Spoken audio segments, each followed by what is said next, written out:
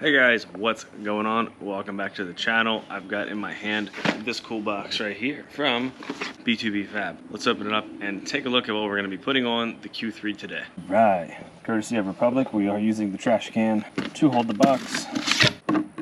Here's what we have. Rear sway bar end links. My battery died and this one's almost dead too. Cool. Alright, so anyways, we have 3D printed extended rear headlight links and some shortened front sway bar end links. We definitely need these. I think that my fronts are shot and I think that they're making noise. We're gonna find out once we actually get up under here and take a look. But when I go up and over speed bumps and stuff, I can hear it making this terrible sound. It's like a creaking metal on metal. I don't know. Anyways, we'll see what's going on under there. We'll take a look and we'll get these new ones installed.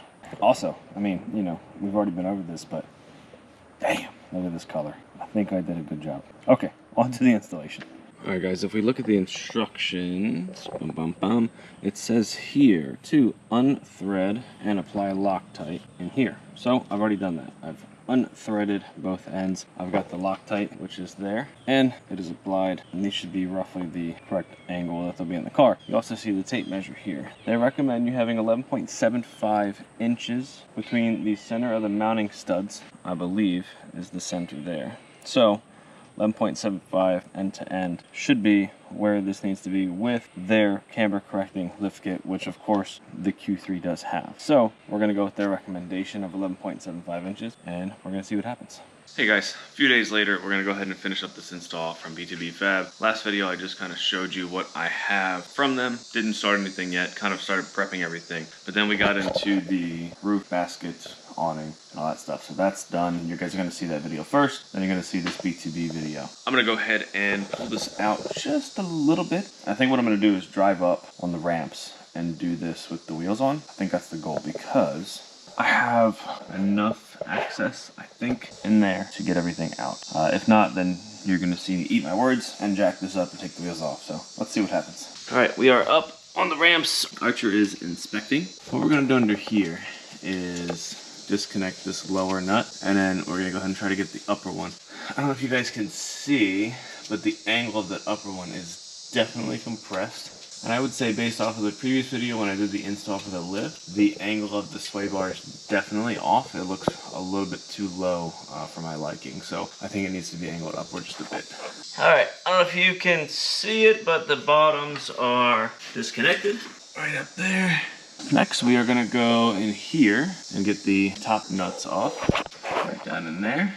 Yeah, that's where we're at right now. All right, we're gonna go ahead and throw these in, and just to recap, they do send you some measurement recommendations if you're running their lift. They also give you blue Loctite to put on the threads there. So get this thing oriented the way it should be, take the nuts off, and we're gonna go ahead and put this in. Now, if you look at the tab inside there, I don't know if you can actually see it or not, but if you look at the tab inside there, it has a flat side and an open side. It is going to go like this. So the flat side is going to be like where the head is on the end link, and then the bolt is going to go through it, and then what you're going to tighten is the open side of the end link tab. So it's going to go in the car like this on the driver's side.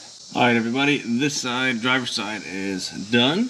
Passenger side lower is done. I just need to get up and do the upper. And something kind of funny I just realized, if you've ever questioned if I rub, well, I do, just a little bit. That's the passenger side, and there is the driver's side. So it rubs a tiny bit. I thought I've heard it every once in a while, but I wasn't sure. I gotta say though, it's kind of weird rubbing and not being low. That's odd, that's weird.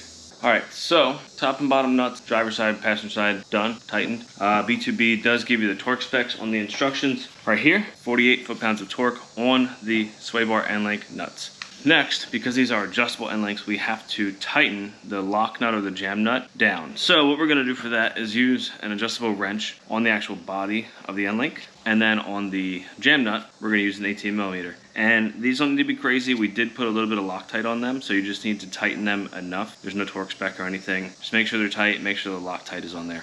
That's it. All right, guys, we've got the good boy supervising, and the front sway bar end links are done. We are finished. Everything is tight. The jam nuts are good to go. The nuts inside there are torqued. Everything's done. And I don't know if you saw before, but these are the factory ones. Very, very wimpy. Very wimpy. New ones are much, much beefier. And they do have serviceable end links. So these have a grease fitting on them. Per the instructions, these need to be greased every 6 months or 15,000 miles to maintain the warranty. And it says do not overfill, so don't do that. My biggest reasoning for wanting to do these was that I was getting a noise in the front when I was going over small bumps at slow speeds, speed bumps, kind of uneven roads, stuff like that. So I chalked it up to it being the end links. I'm looking at them, they don't look torn or broken. So once I get this done and I drive some more, I'm gonna have to do some more investigating. It may just be the top mounts need to be retightened or something weird like that. So I'll have to take a look and see what I find. All right, rear is up on the ramps. We've got the rear sway bar end link, so we're gonna go ahead and do now. Let's go ahead and tear into it. So you can see here, once again, B2B has provided instructions, as always. We have the adjustable rear links. Here, we've got the bushings, some lubricant, some washers, and some blue Loctite, and a sweet sticker. Let's go ahead and climb under there, and we'll look at the angle of the sway bar now. All right, so as we can kind of see under here, that's the current angle. It doesn't look too bad. It might need to come down a little bit. So what we're gonna do is get off the 13 mils, pop the factory sway bar off. Hopefully I can clear the spring. That's kind of a concern right now. I didn't think about that. And then we'll get the new ones on, reverse the order, get everything tightened back up. All right, successful. We've got the factory links out. And as you can see, these are pretty basic, just plastic, nothing crazy here. These will be a much nicer upgrade as they are metal. The bushing looks way nicer, and of course they are adjustable.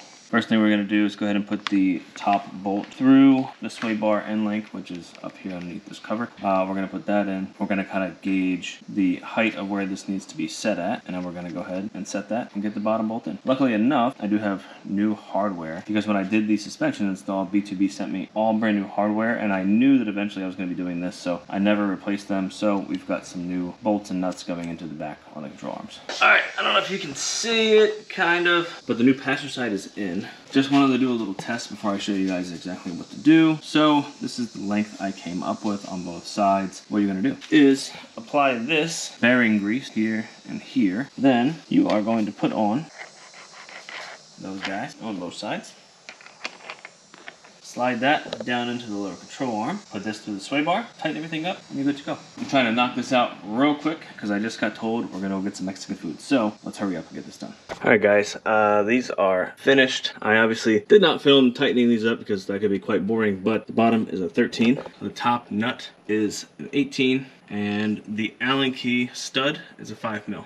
Next, real quick, I'm gonna go ahead and pop off the headlight sensor arm and kind of guess for now, because I don't have a whole bunch of time to figure this out. So we're gonna go ahead and guess and go with one that's slightly longer and pop that on there. All right, let's do that. Okay, I started off, got this one off first because it's on a bracket, and then I went ahead and just kind of popped that one off there. So there it is. Plus 15, 20, and 25. Yeah, I'm gonna go ahead with the 15, kind of see the length difference there. Let's try that out. All right, and there it is.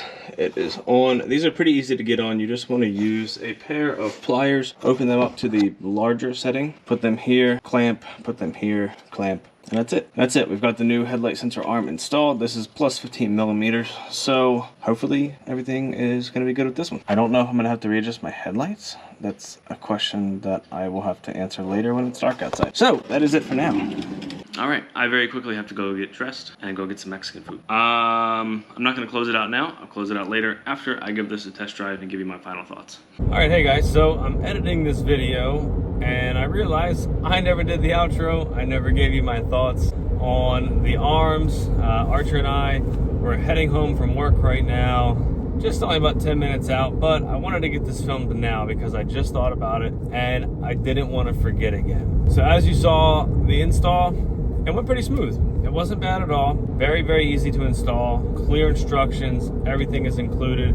B2BFAB, thumbs up for that. My thoughts after the fact, Q3 definitely feels tighter, if that makes any sense, which it should, because the end links are a more beefed up version of the factory ones, essentially. I mean, they are adjustable and everything, but they are thicker and the joints are much beefier than the factory ones. So me saying that the car feels tighter when I'm turning makes sense. I am still getting a noise, however. Slow speeds over bumps, I'm thinking it's probably just the top mounts on the suspension, not the ones from B2B, but the factory rubber ones. I am gonna go out on a limb and say that it's probably them. I don't know if I'm really gonna dive into it and replace those, because then I have to do the install essentially all over again. I've got to pull out the axle, pull the suspension out, take everything apart. I'm just gonna let it ride. It's not affecting anything. Everything feels fine. It's just a noise, and noises annoy me when I'm driving. As for my integrated video, I told you guys I was going to be getting some parts from them, which I did get. I have attempted to install an intake from them. This intake was for the 2.0T Volkswagen Atlas. We thought that it would work. We thought that everything kind of looked very similar. The Atlas versus the Tiguan. We went with the Atlas, and it was a fail. The turbo inlet pipe was great. That fits just fine. So I'm gonna see if I can't use that with the factory airbox for now. I'm gonna see kind of what happens with that. If I can, look out for the video. The intake though, it doesn't fit. The silicone hose was okay. The filter, everything was kind of in the right place, but the heat shield and that whole assembly was just, that was a no-go. It just would not fit at all. Completely different versus the Atlas. So sorry about that. For now, we won't have that video coming. I did order something else from Rhino Rack that actually is going to be here, I think, this Saturday.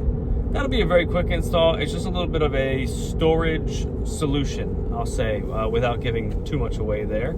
I'm also going to be partnering with Morimoto. They make lighting and all that kind of stuff. If you guys don't know, they make lighting, a lot of lighting solutions for different cars, but they do have an off-road segment. So I'm thinking I'm going to be adding rock lights, some ditch lights, which are the ones that kind of go in the corners of the hood right here, and then possibly some type of light bar, and possibly some lights for the rear of the platform, just little tiny kind of cube lights that'll help with lighting at night if I ever need it. And then of course I will need to find some type of switch panel.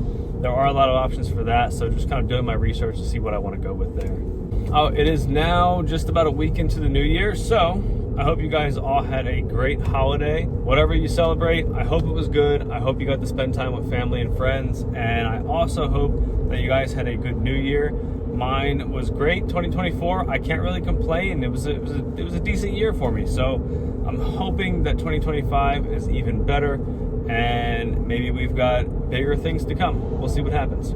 All right, guys, as you can see, he's up. We made it home. So again, I want to say a massive shout out to B2BFAB for partnering with me on the build. Once again, sending me some cool parts. I really appreciate it. Maybe we'll get some more stuff from them in the future. I don't know what'll fit and what won't fit, or if they're going to be producing any more parts for the Q3, but maybe they will. If you guys have any questions about the install, feel free to drop a comment. And if you guys have any suggestions for future installs or what you want to see with the Q3, of course, leave a comment for that as well, and I'll take it into consideration. With all that being said, I'm going to close this out, so we will see you guys later. Thank you so much for stopping by. Don't forget to like and subscribe, and until next time, we'll see you guys then.